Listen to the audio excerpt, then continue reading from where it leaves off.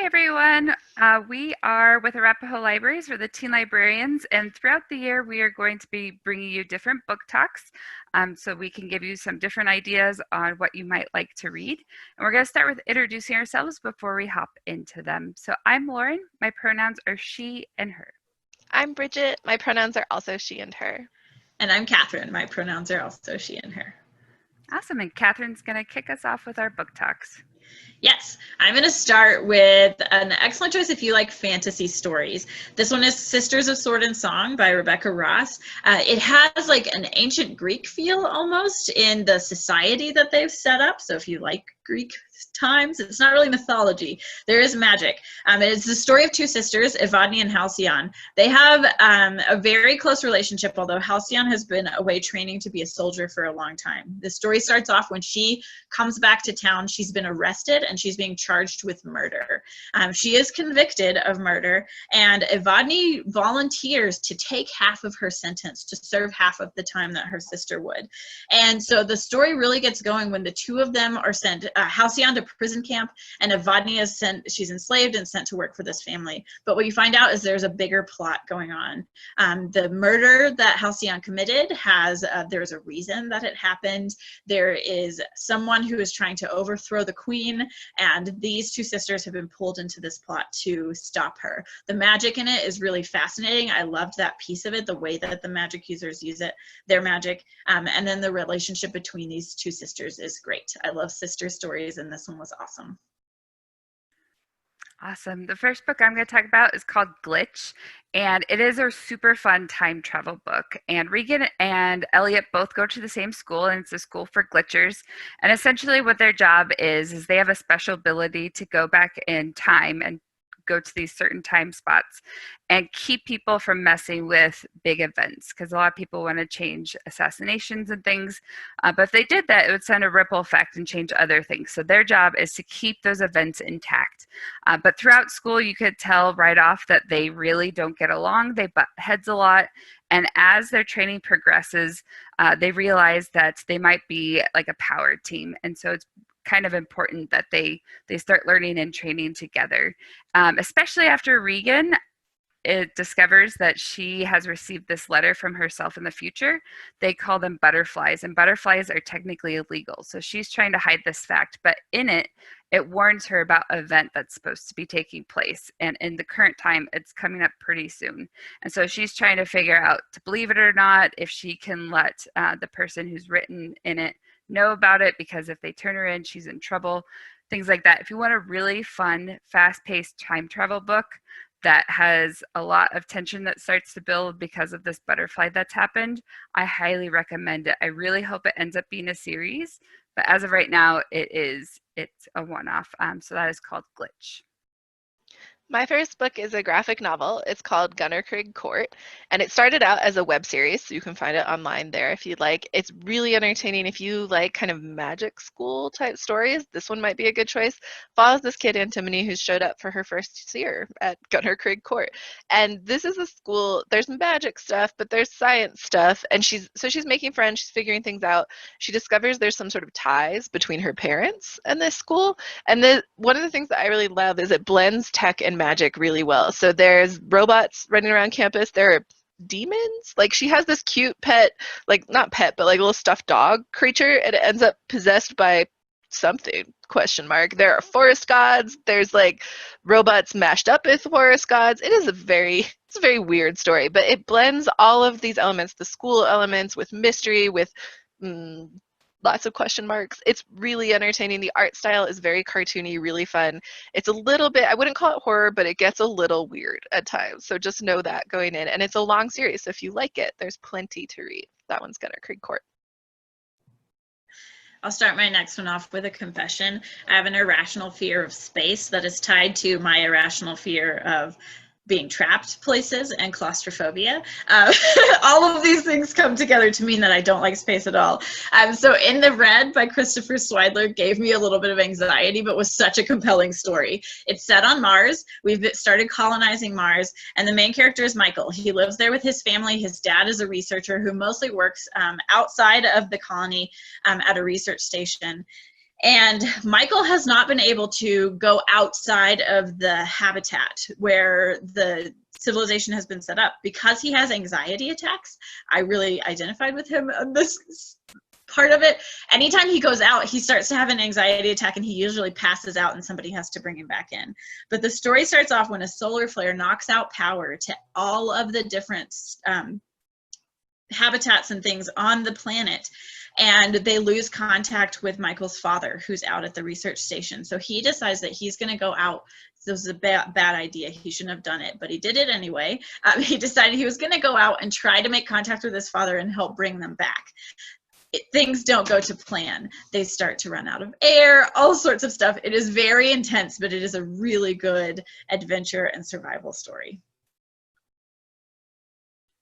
I'm going to talk about Raybearer next, and it is about Tarshia and how she is raised in isolation mostly. She rarely sees her mom. Her mom's very busy, but when she starts to get to know her more as she's older, she has her call her the lady. That's what she's known as, and so that kind of separates their relationship a little bit, especially since she's never called her by her name. She calls her maid of me.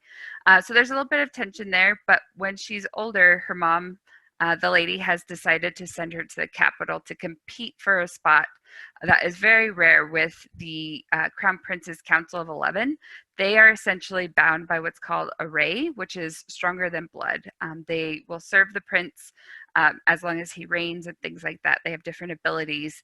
And once she has learned about kind of what it is and that it is a high honor, she also learns that her mom, the lady, has something else in mind, and that is a magical kind of wish that she has given to her. It's like a little secret whispered to her that she is to get to know the crown prince so she can kill him. And so she goes into this thinking about that, is like, okay, I can do this. I want to kind of appease my mom and things like that. And but when she gets there, she's enjoying the attention, the being with other people and things, and she finds it harder and harder to make that wish come true. My favorite part was the world building as she gets there. Everyone has these different abilities, different things like that. That's why they're there to compete. But as you get to know who the lady is, people are starting to talk and say you shouldn't tell people kind of your background because people are afraid of the lady. She's starting to learn more about her history and things like that. I really like that kind of mysterious, even she didn't know because of her isolation and things like that. It was really interesting to see her kind of grow into the person who she was supposed to be, even if she was in isolation. It is really fascinating, and I can't wait for the next one in the series. So that is Raybearer.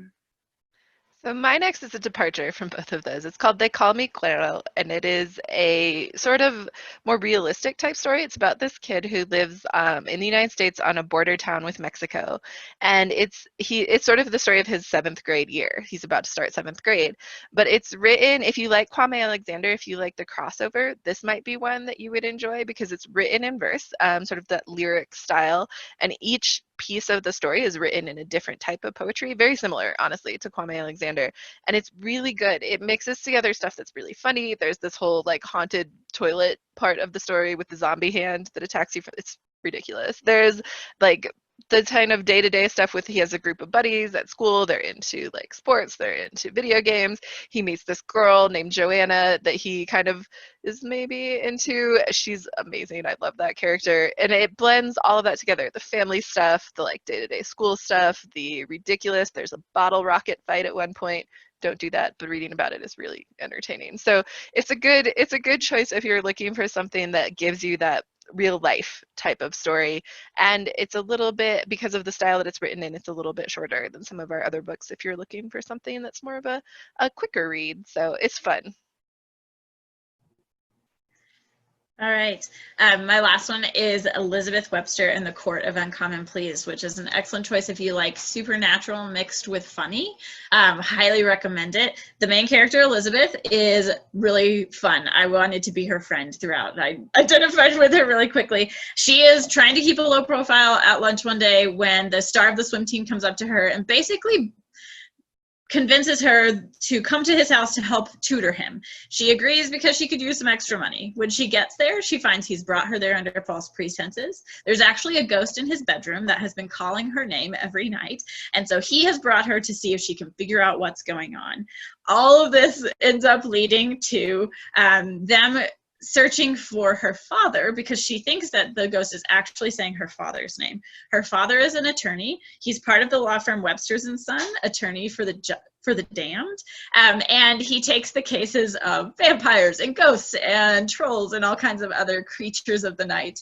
And essentially, she's going to be working with, she discovers her grandfather, to evict this ghost from the house. They have written up papers for an eviction notice, and they've got to get him out. She can't really go into the house because anytime she does, the ghost throws its head at her, which is not a great experience. And so they're really trying to figure out where this night court, the circuit court that travels around, is, so that they can bring the case. And she's also hoping that she'll be able to find her father when they find this court. It's a ridiculous story, but it's a lot of fun. That sounds so good. So my last one is Fractured Tide, and it is Lost meets Stranger Things through and through. It is so good. Definitely an ocean survival story. I will say that that's definitely accurate. So Sia and her mom run a scuba diving business, and they're out on a typical kind of excursion with this group when something goes terribly wrong during it. All of the technology goes out. They are unable to communicate. Thankfully, they do run into another boat, and they're able to figure out that their boat is having the same problems. But people weren't planning to stay very long. There's very little food, little water. As you can imagine, that turns into survival mode very quickly. They do drift over to land. They've never seen this land before. There seems to be something weird about it. They've noticed things kind of look like they're on repeat on it and things like that, hence like the Stranger Things. It gets very twisty. You don't know yourself kind of what day it is, how long they've been there, because it's written in this journal format, which I really liked. Sia is writing journals entries back to her father, who is in prison back where they're from. And so you get this sense of not knowing what's next as a reader too, because she's writing each entry kind of after the day has happened and things like that. So that was one of my favorite parts. It gets super intense. You kind of are holding your breath, not sure what's going to happen in some points, especially when they go scuba diving. I am claustrophobic. So those parts, I will warn you, get really intense. It does get pretty gross too. There's some description of wounds. So I want to, be fair and give you that wording right up front, that there are some really intense moments with that in claustrophobia. But other than that, it was a wonderful read. I super enjoyed it. So that's Fractured Tide. My last is another sci-fi, the one that Catherine was talking about earlier. If you're into that one, you might be into this one.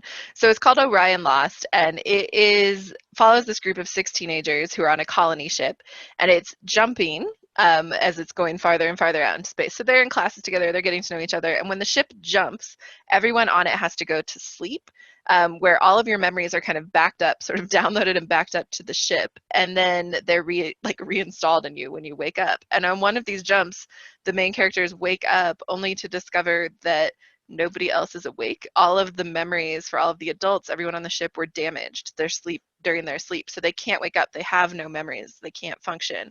And so the 6 of them are trying to figure out what to do. There was this event. The ship doesn't remember what happened. The logs were damaged. The ship is communicating with them, and it's like, oh, by the way, also we're on fire, and like the generators are down. Everybody, it's a crisis mode. And so the 6 of them kind of have to figure out how to keep things going, get the ship functioning, get somewhere where they can get help. And while all this is happening, it becomes clear that someone is lying. Is it the ship that's lying to them? Is it one of the other people on the ship? Is there someone else there? And it's got this page turner quality to it. So good, so interesting. Catherine would probably hate it. There's definitely some moments of being out in space where people are just, things go poorly. But if you want that sci-fi kind of thrillery story, it's really compelling read. So that's Orion Lost. Awesome. So that concludes our book talks for 7th grade today. Thank you so much for joining us, and we will be bringing you another video later on in the school year.